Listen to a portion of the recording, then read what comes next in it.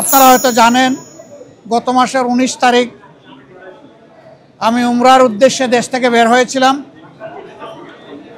3 দিনে উমরা সম্পন্ন করার পরে 22 তারিখ সকাল 9টায় আমেরিকার JFK এয়ারপোর্টে আল্লাহর মেহেরবানিতে আমি পৌঁছি এবং সেখানে 8 দিন আমি বিভিন্ন স্তরে সরকারি বেসরকারি গুরুত্বপূর্ণ সংস্থা এবং ব্যক্তিদের সাথে বৈঠকে মিলিত হই। তার পাশাপাশি বিপুল সংখ্যক বাংলাদেশি যুক্তরাষ্ট্রে যারা বসবাস করেন, অল্প সময়ের মধ্যে 4টা শহর আমার পক্ষে যাওয়া সম্ভব হয়েছিল। নিউ ইয়র্ক, বাফেলো, মিশিগান এবং সর্বশেষ ছিল ওয়াশিংটন DC। আমরা বাংলাদেশি প্রবাসী যারা আছেন তাদের সাথেও সেখানে মিলিত হওয়ার সুযোগ পেয়েছি, তাদের কথাগুলোও শোনার সুযোগ হয়েছে এবং বিভিন্ন ব্যাপারে আমরাও তাদেরকে আশ্বস্ত করে এসেছি। বিশেষ করে আমরা গুরুত্বপূর্ণ 2টি কথা, 2টি মেসেজ তাদেরকে দিয়েছি। একটা মেসেজ হচ্ছে, বাংলাদেশ আমাদের সকলের দীর্ঘদিনের বঞ্চনা এবং নিষ্পেষণের পর, ফ্যাসিবাদী শাসনের পর বাংলাদেশ মুক্ত হয়েছে। মুক্তির এই সংগ্রামে দেশবাসীর সাথে প্রবাসী যারা ছিলেন তারা সমানতালে লড়াই করেছেন, তাদের অবদানও বিশেষভাবে উল্লেখযোগ্য। তাদের সেই অবদানের জন্য তাদেরকে আমরা ধন্যবাদ এবং কৃতজ্ঞতা জানিয়েছি। আর আমরা বলেছি, প্রবাসীদের সবচেয়ে বড় অধিকার ভোটের অধিকারটা ছিল না। এবার এ দাবি সবার আগে আমরাই তুলেছিলাম এবং আমরা এই দাবি ছেড়ে দেইনি। আমরা এই দাবি নিয়ে প্রধান উপদেষ্টা, নির্বাচন কমিশন সহ গুরুত্বপূর্ণ সকল জায়গায় প্রবাসীদের হয়ে কথা বলেছি। আমরা সরকার এবং নির্বাচন কমিশনকে ধন্যবাদ জানাই। এই প্রথমবারের মতো ব্যাপক ভিত্তিক বিদেশিদেরকে ভোটার তালিকায় যারা প্রবাসী আমাদের, তাদেরকে সম্পৃক্ত করার তারা উদ্যোগ নিয়েছেন, কিন্তু সেখানে কিছু সমস্যা রয়ে গিয়েছে। অক্টোবরের 30 তারিখ পর্যন্ত সময় বেঁধে দেওয়া হয়েছিল।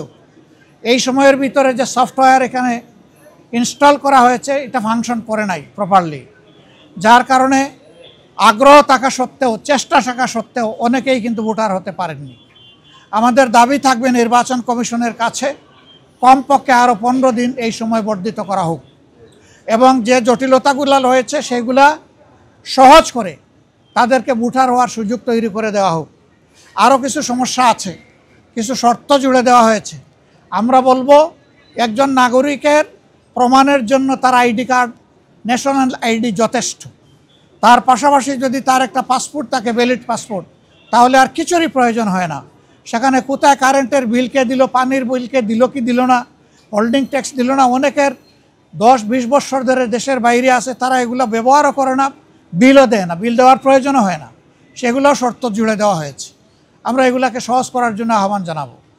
এর পাশাপাশি আরেকটা মেসেজ আমরা তাদেরকে দিয়েছি, তাদের দায়িত্ব শুধু দেশকে দেওয়া নয়, দেশের দায়িত্ব তাদেরকে সম্মান দেওয়া এবং মিলেমিশে দেশে প্রবাসে নিবাসে যারা আছেন আমরা সবাই মিলে সবগুলো হাত একত্রিত করে সবগুলা মেধাকে এক কেন্দ্রে এনে আমরা আমাদের দেশকে নিয়ে ইনশাআল্লাহ আগামীতে সামনে আগাতে চাই।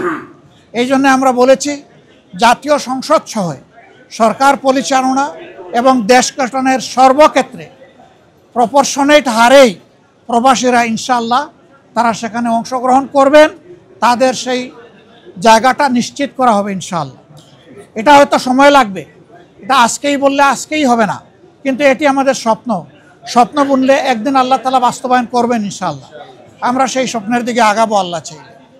সম্মানিত সাংবাদিক বন্ধুগণ, এরপরে সর্বশেষ আমি তুরস্কে এসেছিলাম, যুক্তরাজ্য এবং তুরস্ক। সেই তুরস্ক থেকে আজকে এখানে আসলাম।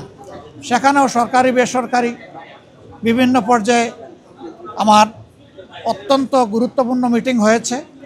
আর বাংলাদেশি ডায়াসপোরা আছে যারা, তাদের সাথেও আমার বসা হয়েছে, তাদের কথাও শোনার সুযোগ হয়েছে। আমি আসলে নিজের কোনো প্রয়োজনে দেশ থেকে বের হইনি। আমি বের হয়েছিলাম দেশ এবং জনগণের প্রয়োজনে। যেখানে গিয়েছি জনগণের স্বার্থকে, দেশের স্বার্থকে সামনে রেখেই কথা বলার চেষ্টা করেছি এবং যেখানে গিয়েছি একটা কথা বলার চেষ্টা করেছি, যে দুনিয়ার সকলের সাথেই আমরা সম্মানজনক সম্পর্ক চাই। এই সম্পর্কটা হবে মিউচুয়াল রেসপেক্ট এবং ইকুইটির ভিত্তিতে। আলহামদুলিল্লাহ, আমরা যত জায়গায় গিয়েছি তাদের অ্যাপ্রিসিয়েশন আমরা পেয়েছি। তারাও মন খুলে আমাদের সাথে কথা বলেছেন, আমরাও মন খুলে আমাদের সবগুলা বিষয় তাদের সাথে শেয়ার করেছি। আল্লাহ তাআলার কাছে দোয়া করি এই সফরে যে সমস্ত পদক্ষেপ নেওয়া হয়েছে অথবা আলাপ আলোচনা হয়েছে সেগুলা যেন দেশ এবং জাতির কল্যাণে নিয়োজিত হয়। কোনো ব্যক্তি নয়, গোষ্ঠী নয়, দল নয়, দেশ এবং জাতির জন্য উপকার হয়। আপনারা এত সকালে এখানে কষ্ট করে এসেছেন, আমি সবাইকে ধন্যবাদ জানাবার আগে আরেকবার আপনাদের আন্তরিক সহযোগিতা কামনা করব। আসলে আপনারা জাতির, ব্যক্তিগতভাবে জাতির বিবেক, আর আপনাদের হাউসগুলো দর্পণ। আমরা সমাজের এই দর্পণ এবং জাতির বিবেকের কাছে দেশ গড়ার অভিযাত্রায় জামাতে ইসলামী যে সমস্ত কর্মসূচি ঘোষণা করছে যা দেশ এবং জাতির কল্যাণে, আমরা এই সবগুলোতে আপনাদেরকেও আমাদের সাথে চাই। কারণ আপনারা এই সমাজ থেকে বিচ্ছিন্ন নন, আপনারা শুধু সাংবাদিক নন, আপনারা এই দেশের নাগরিকও বটে। অতএব আমরা যে নাগরিক অধিকারটা নিশ্চিত করে একটা মানবিক বাংলাদেশ গড়তে চাই, বৈষম্যহীন বাংলাদেশ গড়তে চাই, এই ক্ষেত্রে আপনাদের ভূমিকা হবে অগ্রগণ্য, সেটা আমরা প্রত্যাশা রাখি। কারণ সাংবাদিকরা যখন জাতির কল্যাণের সিদ্ধান্ত নেন, জাতি তখন কল্যাণের পথ খুঁজে পায়। আল্লাহ রাব্বুল আলামিন আপনাদেরকে জাতির কল্যাণে